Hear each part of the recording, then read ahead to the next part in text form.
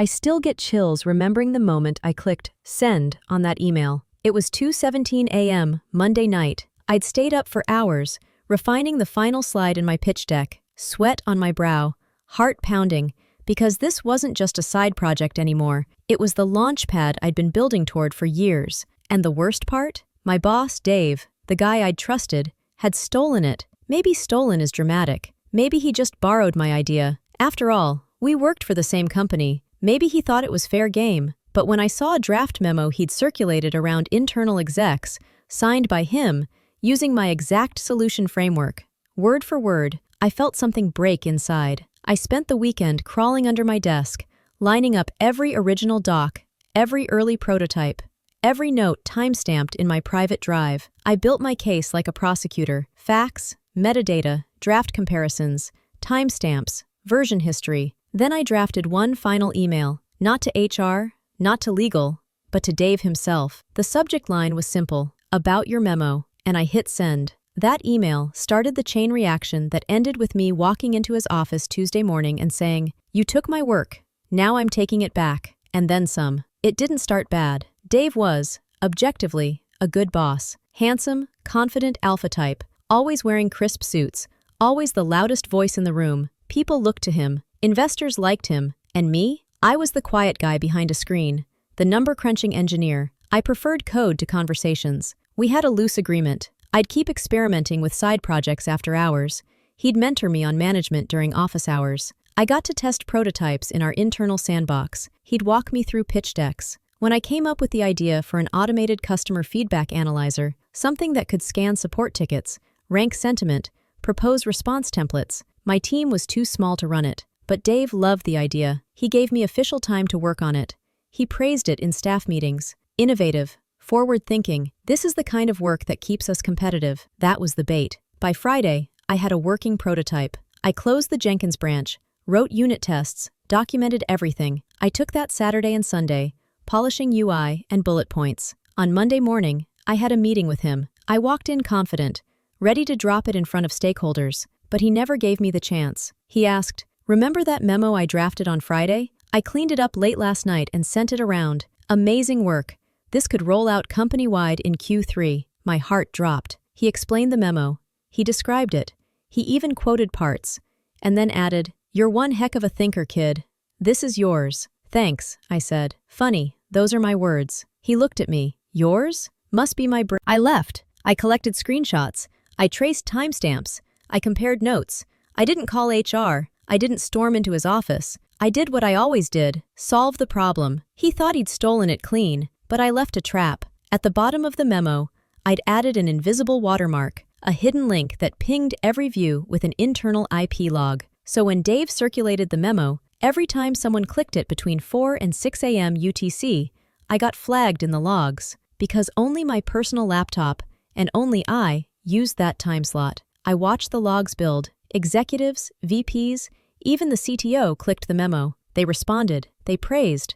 But there was no secondary draft, no corrections. Nobody said, "This isn't Dave's style," because Dave, or his team, didn't know it was mine. This was going to come back to him. That's why I clicked send on that email at 2:17 a.m. The subject line, "About your memo." It included a link to the version history, side-by-side diff, links to my IDE commits, and a note, "Hey Dave, looks like your memo credited me on the call. Edit specifies it's yours. Hope we can sort that attribution before this goes farther." I CC'd only him. By 9 a.m., the internal Slack ping came. "Hey, did you really write that memo, Rahul?" I replied, "I did." One exec messaged, "That is incredible. Shows initiative, subtlety, respect." A second exec, "And strong source tracking. Nice." Word filtered up. When I stepped into the meeting room, Dave was already there, arms crossed, doing that smug little nod he always did when trying to look calm under pressure. Allison, our VP, sat across the table, her face unreadable,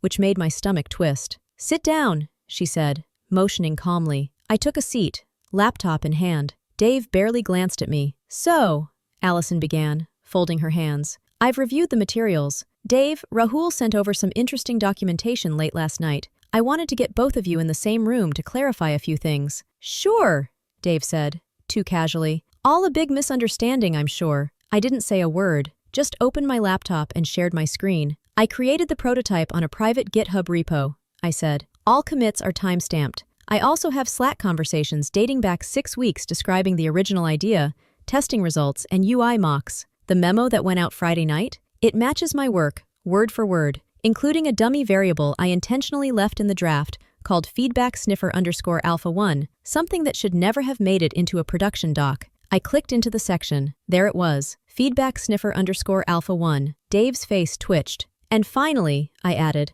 I embedded a tracking pixel in the document metadata, which logs every internal IP that views or forwards it. You can see it was created. I turned to Allison. I have every intention of continuing to build this product. I'm proud of it, but I need to know it's being done with integrity and with credit. The room was silent for a second. Then Allison leaned back and said quietly, Dave, do you have a response? He forced a chuckle. Look, maybe I moved too fast.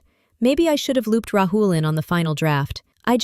He's brilliant. You said so yourself. I wanted the execs to see his work in action. I stared at him. He wasn't even denying it, just brushing it off, like it was some harmless PR play. Allison's expression didn't budge. You didn't loop him in. You cut him out. Then she turned to me. Do you want to remain on the project? Yes, I said, but not under Dave. Dave's eyes shot up. Whoa, whoa, whoa. I'd prefer, I continued, to report to product strategy directly, or shift to engineering leadership under Julia. Allison nodded slowly. I think that's fair. Dave's jaw actually dropped. This is insane. You're taking his side? No, she said. I'm taking the side of the truth, and the truth has version history. I walked out of that meeting with my pulse pounding. I didn't win just yet, but I had leverage now, and more importantly, I had credibility. The following week, everything shifted, quietly but noticeably. First, I got a new internal title, Technical Product Lead, which came with a bump in pay and direct oversight of the project I had started. Then came the company-wide announcement, New Customer Insight Tool in Development, led by Rahul Singh. My name, my words. No mention of Dave. Dave? He was reassigned, not fired, but shuffled to a side project that had no visibility. Word around the office was that he'd overreached. Rumors swirled. Some people even congratulated me in the hallway, like I'd pulled off some kind of Robin Hood operation. And honestly, maybe I had. The most satisfying moment came 2 weeks later. I was prepping a new round of beta tests and needed access to some earlier approvals Dave had sent. When I pinged him for login credentials, he replied with just 2 words, Ask Julia. Translation, he'd been fully removed. For the first time in a long time, I felt respected. Not feared, not tolerated, respected. I hadn't just defended my work. I had exposed a system where people like Dave coasted off others, and I didn't have to yell or scream or burn bridges to do it. All I had to do was build, quietly, strategically, and trap the thief with his own ego. At 10:05 a.m., I got pulled into a meeting with Dave and his boss, Allison, our VP, and that's when things got real. The funny thing about revenge is, when it's done right, it doesn't even feel like revenge. It feels like balance being restored, like gravity finally pulling things back into place. After Dave's reassignment, I kept my head down and got back to building. The Customer Insight tool, my original project, went into closed beta 3 weeks later. It was lean, efficient, and getting rave reviews from both internal teams and test users. For the first time, we were solving support issues before they even got flagged, and this time, my name was on every demo. But while things were moving up, I couldn't shake the weight that still sat in the background. What if this happened again? What if someone higher up got inspired by my work? What if I didn't catch it the next time? So, I did something unexpected. I pitched a new internal process, a way to track, log, and validate contributions across departments. Not just code commits, but pitches, design mockups, content drafts, everything. A quiet little internal timestamp system, kind of like a mini blockchain, but for employee ideas. I called it Echo. At first, leadership laughed. This sounds like extra paperwork, but I had one ace in my back pocket. I ran a simulation using the Echo prototype. I recreated the Dave situation.